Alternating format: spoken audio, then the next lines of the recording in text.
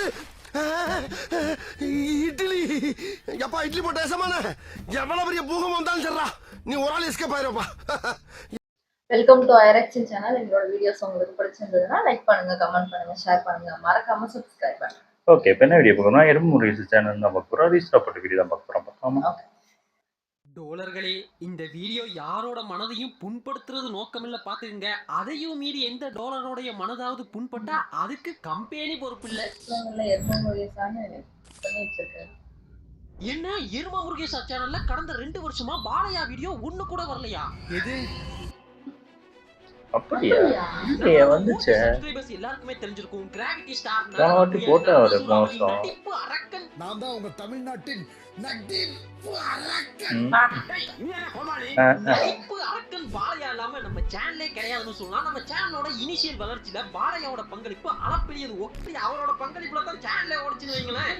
கடந்த 2 வருஷமா நம்ம சேனல்ல பாலையாவுடைய வீடியோ, ட்ரோல், ரோஸ்ட் எதுவுமே கிடையாது. ஏன் கமெண்ட்ஸ்லயுமே சரி, இன்ஸ்டாவுடைய டிஎம்லயுமே சரி, நம்ம வீடியோவே போடுறது கிடையாது.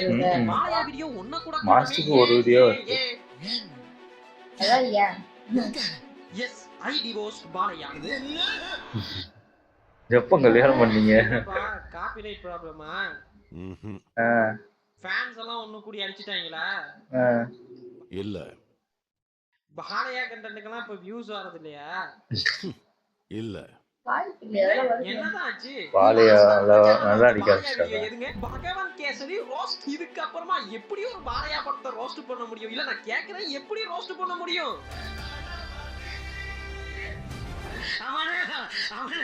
அப்போதாங்க நம்ம டோலர் ஒருத்தர் எனக்கு இன்ஸ்டாகிராம்ல டிஎம் பண்ணிருந்தாப்ல, பகவான் கேசரிக்கெல்லாம் ரோஸ்ட் போட்டிருக்கியே, இனி அடுத்த பொங்கலுக்கு எந்த மூஞ்ச வச்சு முட்டு கொடுப்பானு.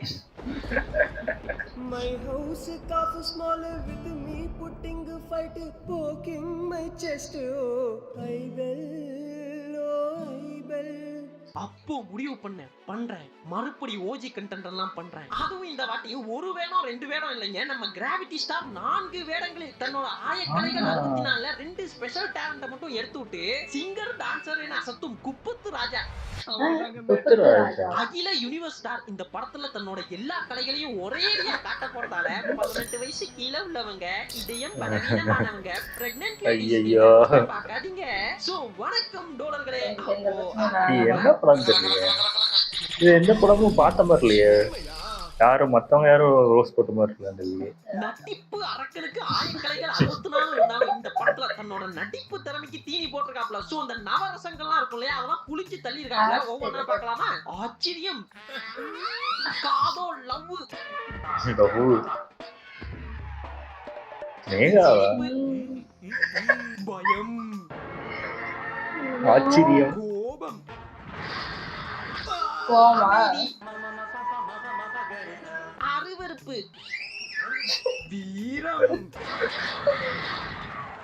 கருணை. ஒரு ஹோட்டல் சாப்பாடு ருசியா இருந்துச்சுன்னா ஓனரை தான் இன்டர்வியூ பண்ணுவாங்களே தவிர சமையல்காரனை இன்டர்வியூ பண்ண மாட்டாங்க. இன்டர்வியூ கொடுங்க, கலக்குங்க. ஓபன் பண்ணா ஒரு மியூசிக்கல் காலேஜ், அதாவது இந்த சங்கீதம் கத்து கொடுக்கிற காலேஜ். அங்க சங்கீதம் கத்து கொடுக்கிற ப்ரொஃபசர் தான் நம்ம ஹீரோ. பாத்துக்கோமா இல்லையே, எப்படி ஒன்றும் பார்த்தோம் இல்லை. அவர் நிறைய படத்துல இந்த கேரக்டர் வருவார் போல.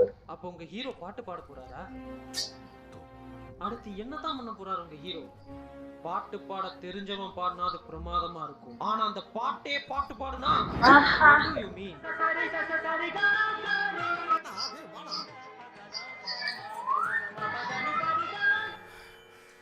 என்ன மரத்துல கூடு கட்டின்னு இருக்காப்ல? இந்த கூடு கட்டின ப்ரொஃபசரை கீழே கூப்பிட்டு கேக்குறாங்க, வாத்தி மரத்துல கூடு கட்டின்னு இருக்கீங்களே, என்ன மேட்டர்னு. அந்த மாதிரி ஒரு சீனே பாக்குறீங்க. மாஸ்டர்ங்க எல்லாம் ஸ்டேஜ் மேல நின்னு பாடம் எடுப்பாங்க. அதே மாதிரி இவங்க இன்னும் உயரத்துக்கு வரதுக்காக மேல நின்னு பாடம் எடுத்துட்டு உச்சஸ்தரம் உச்சமான இடத்துல நின்னாதான் நல்லா வரும். உச்சஸ்தாய்க்கு உச்சத்துல போய் நின்னீங்க பாத்தீங்களா? அங்க நிக்கிறான் நீ. இப்படிப்பட்ட மல்டி டேலண்ட் கொண்ட நம்ம ஹீரோக்கு ஒரு சோதனை. இவரோட சங்கீத திறமையை சோதிக்கணும்னு இவங்களுக்கு எதிர்த்தாப்புல ஒரு கடையை போட்டு உட்கார்றாங்க ஒரு ஆண்டி. அது ஒரு டான்ஸ் காலேஜ்.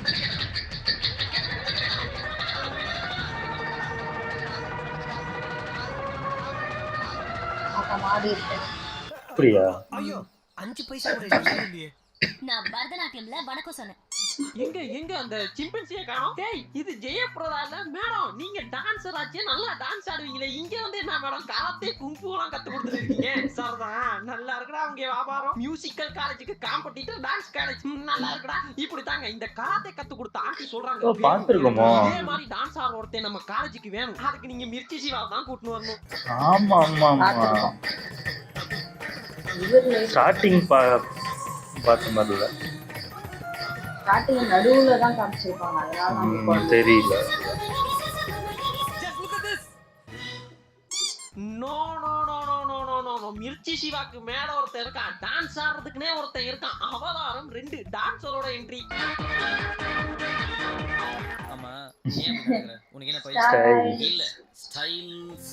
அகில உலக சூப்பர் ஸ்டார் வர்சஸ் அகில யூனிவர்ஸ் சூப்பர் ஸ்டார்.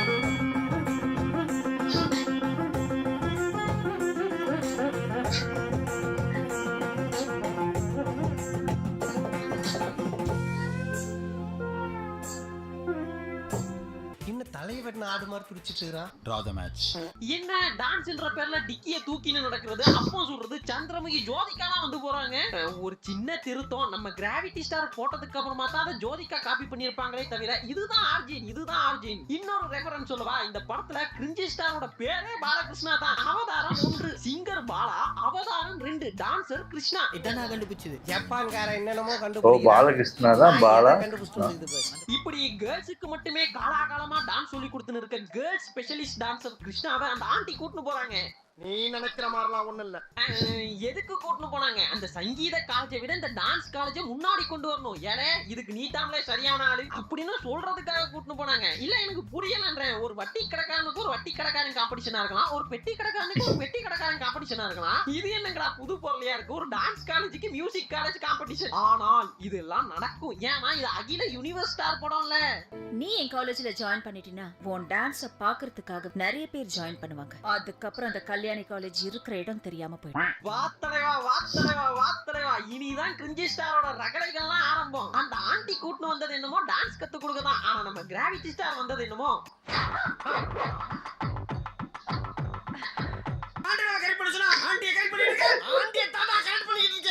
ஐயோ என்னையா பண்ணிட்டு இருக்க? கரெக்டான அவருக்கு ஜோடியான ஆளுதான் கிடைப்பாங்க. ஆரம்பிச்சுட்டான். ஆண்டி லெவராயா நீ? டோலர்களே இது ஆன்டி லெவர்லாம் கிடையாது. அவனே அந்த கமெண்ட் செக்ஷன் சும்மா தான் இருக்குது, அவ்வளவுதான் சொல்ல முடியும். அந்த ஆண்டி சொன்னது என்னமோ டான்ஸ பழக்குன்னு தான். ஆனா பாலையா கீழ அந்த ஆண்டியை வச்சு பழக்குன்னு பழக்கிட்டாப்ல. டான்ஸ சொன்னேன் அந்த காலேஜை முன்னுக்கு கொண்டு வரணும்ல. ஒரு சின்ன சஜஷன், இந்த சாரிக்கு ஜாக்கெட் பீகாக் ப்ளூவா இருந்தா தாஜ்மஹால் முன்னாடி மும்தாஜ் நாட்டி ஆடுற மாதிரி அசத்தலா இருந்திருக்கும். அப்படியே இந்த பக்கம் பாத்தீங்கன்னா அந்த மியூசிக் காலேஜ் டீனுக்கு ஒரு பிரச்சனை. என்ன பிரச்சனை? மனுஷன் நைட் ஆனாலே ஒரு ஆஃப் அடிச்சுட்டு தான் தூங்குவாப்ல. இப்ப இந்த ஆஃப் கோட்ராக்குங்க அப்படின்னு டீனுக்கும் டீனோட மகளுக்கும் பிரச்சனை. ஆப்போசிட் கேங் என்னடா நான் காலேஜ் எப்படி முன்னுக்கு கொண்டு வரதுன்றத பத்தி பேசிட்டு இருக்கானுங்க. நீங்க என்னங்கடா ஆஃபா கோட்ரான்னு சண்டை புடிச்சுட்டு உட்கார்ந்துருக்கீங்க. நல்லா இருக்குடா, நல்லா இருக்குது. இந்த ஆஃபா கோட்ரான்ற பிரச்சனைக்கு நடுவுல தாங்க ஒரு பாட்டு சத்தம் கேக்குது. என்னடே இப்பெல்லாம் பிச்சைக்காரங்க வீட்டுக்குள்ள வந்து பிச்சை கேக்குற அளவுக்கு ஆயிட்டீங்களா? இல்ல புரியல. உள்ள பார்த்தா நைட் எஃபெக்ட்ல இருக்குது, வெளிய பார்த்தா டே எஃபெக்ட்ல இருக்குது. இப்போ இந்த சீன் நைட் சீனா டே சீனா? அது நீங்க பார்க்க பொறுத்து. அதாவது நம்ம கிராவிட்டி ஸ்டார் தன்னோட சங்கீத திறமையால இரவையும் பகலாக்கும் சக்தி கொண்டவர்னு காட்டுறாங்க. ஐயோ அண்ணே உள்ள டீன் பாடி ஆயிட்டாரு. என்ன செத்துட்டாரியா? ஐயோ தட்டி கிட்டி பாருங்கயா. அப்பாடா, உயிர் இருக்குது போல. ஒரு நிமிஷம் பாட்டு பாடியே ஹீரோஜஸ்மின்லாம் உண்டா? எங்க அப்பா வந்து நிம்மதியா தூங்கவே முடியாது. உன் பாட்டுனால அவர் தூங்குறாரா? செத்துட்டார். சிரிப்பா அகில், இன்னும் ஒரே ஒரு வாட்டி அந்த ரியாக்ஷன் ப்ளீஸ்.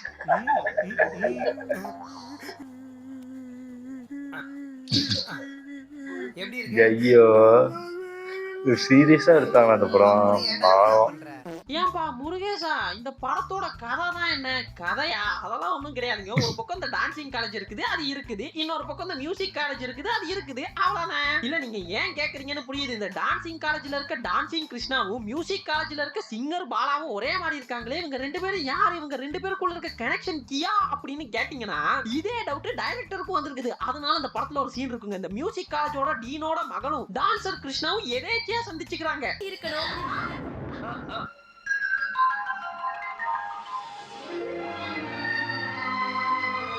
இல்ல மேடம், ஆல்ரெடி இவர மாதிரி ஒருத்தர் உங்களுக்கு தெரியும். பட் இப்போ வேற காஸ்டியூம்ல இருக்காருன்ற மாதிரி. சோ அந்த பார்த்தோன்னே யாரா இவன் அப்படின்ற அந்த ஆச்சரியம் வரணும். So one more please.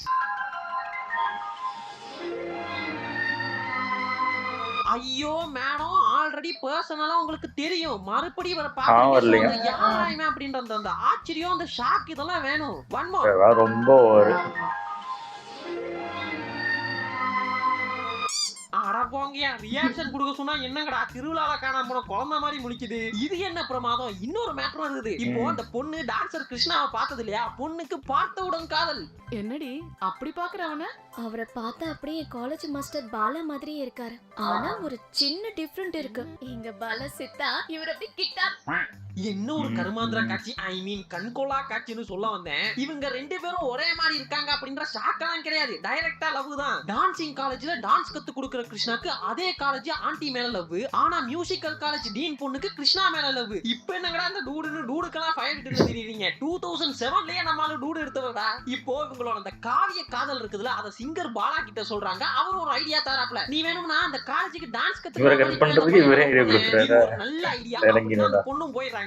இவங்க போய் இது வரைக்கும் ஆண்டி ஆண்டி ஆண்டின்னு சுத்தின்னு இருந்த டான்சர் கிருஷ்ணாவை பியூட்டி பியூட்டி பியூட்டின்னு இவங்க பின்னாடி சுத்த வச்சு அந்த ஆண்டியோட லவ்ல ஒரு லாரி மண்ணை வாரி கொட்டிடுறாங்க. அவருடைய ஸ்டைல், ஸ்மைல், அவருடைய லுக், அவருடைய வாக் அதெல்லாம் சரியான கிக்கு. முக்கியமான மேட்டர், எல்லாரும் உன்னிப்பா கவனிங்க. அந்த பொண்ணு சர்ப்ரைஸா லவ் ப்ரொபோஸ் பண்ணலான்னு டான்சர் கிருஷ்ணாவோட ரூமுக்குள்ள போய் ஒளிஞ்சிருக்காங்க. அப்போ டான்சர் கிருஷ்ணா உள்ள வராப்ல. உள்ள வந்தவர் இது ஏன் ரூம், என்ன வேணாலும் பண்ணுவேன்னு ட்ரெஸ் எல்லாம் கலட்டுறாப்ல. அப்போலாம் அந்த பொண்ணு கத்தி இருக்கலாம், இல்ல எதனாவது பண்ணிருக்கலாம். அப்போலாம் கத்தாம கரெக்டா கிருஷ்ணா போகும்போது ஐயோ அம்மா பப்பி வெளியே வராங்க. இதெல்லாம் நான் பார்த்தோமையா? இந்த சீன்லாம் நான் பார்க்கலையா? என்னடா சீன்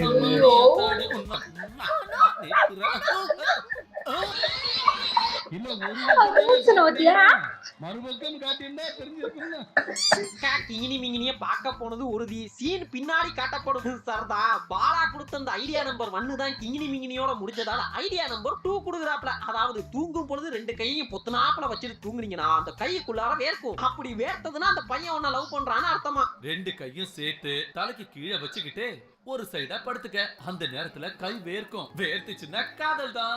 இது என்னங்கடா புது பொருளையா இருக்குது? அது சரி, சீனுக்கு நடுவுல திடீர்னு அக்கா கைய திறந்தா ஒரே தண்ணியா இருக்குது. What to you mean? என்னங்க எனக்கு ஒண்ணுமே புரியல. அதுதானப்பா எனக்கும் புரியல.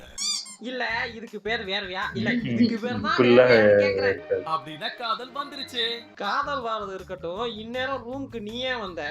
பிளான் எனக்கு புரியுதுயா. இருந்தாலும் அந்த பொண்ணுக்கு பற்பல ஐடியாக்கெல்லாம் கொடுத்து பலவிதமான பிளான் எல்லாம் போட்டு கொடுத்து அந்த பிஞ்சு நெஞ்சில நஞ்ச விதைச்சு அந்த பொண்ணு தன்னோட அப்பா கிட்ட போய் நான் லவ் பண்றேன்னு சொல்ல போகும் பொழுது அப்பா குடுக்குறாரு பாருங்க ஒரு ட்விஸ்ட். சாமுண்டீஸ்வரி யாருன்னு தெரியுமா உனக்கு? அவ என் மனைவி. என்னது ஒய்ஃபாவா?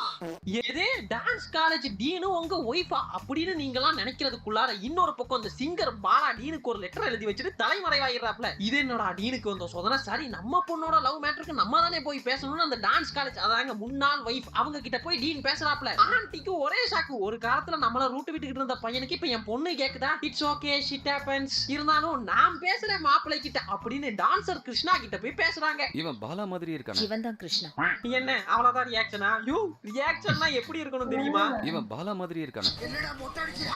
ஐயோ சாதாரண மொட்டை போட்டதுக்கே இவ்வளவு பெரிய ரியாக்ஷன் கொடுக்கும் பொழுது நீங்கலாம் ஒருத்தன் இன்னொருத்த மாதிரியே இருக்கான்றதுக்கு என்ன பாலா மாதிரியே இருக்கான் அவ்வளவுதான். சரி ஒளிஞ்சு போங்கடா. இந்த டீன் கேக்குறாப்ல என் பொண்ணை நீ தான்பா கட்டிக்கணும்னு. இப்போதாங்க டிரான்ஸ்ஃபர்மேஷன் சீன். நம்ம நடிப்பு அரக்கன் என்ன சொல்றாப்லன்னா சிங்கரும் நான் தான் டான்சரும் நான் தான் அப்படின்னு அந்நிய நம்பி கேரக்டருக்கே தப்பு கொடுக்குற மாதிரி ஒரு பெர்ஃபார்மன்ஸ் இறக்குறாப்ல.